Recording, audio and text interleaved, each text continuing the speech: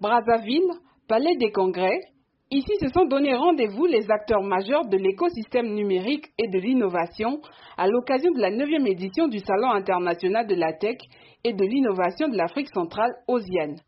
Un rendez-vous chapeauté par le ministère des Postes, des Télécommunications et de l'Économie numérique avec en première ligne le ministre de tutelle Léon Juste Ibombo.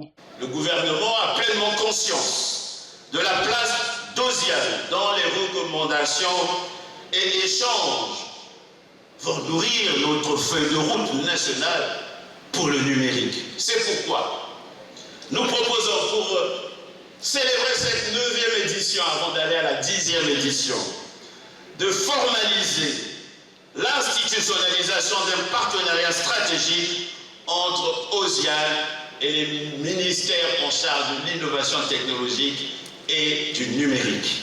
Alors que le ministre des Postes et Télécoms donne le temps de l'événement, le directeur général de l'Agence des régulations des postes et communications électroniques ARPCO en sigle, lui, revient sur la profondeur thématique du dit événement, transformant nos défis en opportunités. Le thème d'OSIAN 2025 nous interpelle. Il ne suffit pas de diagnostiquer nos faiblesses ou de célébrer nos succès isolés.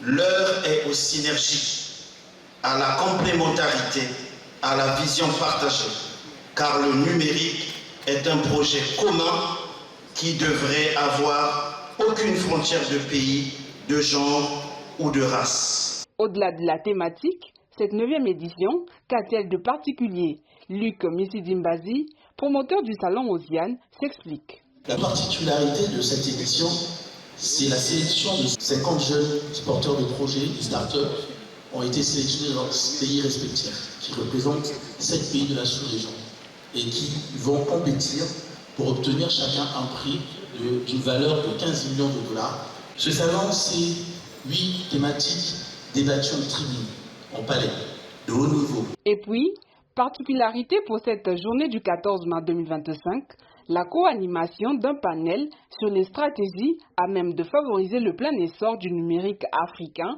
par le ministre Léon Juste Ibombo et son homologue Ibrahim Khalil Konaté, ministre de la Transition numérique et digitalisation de la Côte d'Ivoire.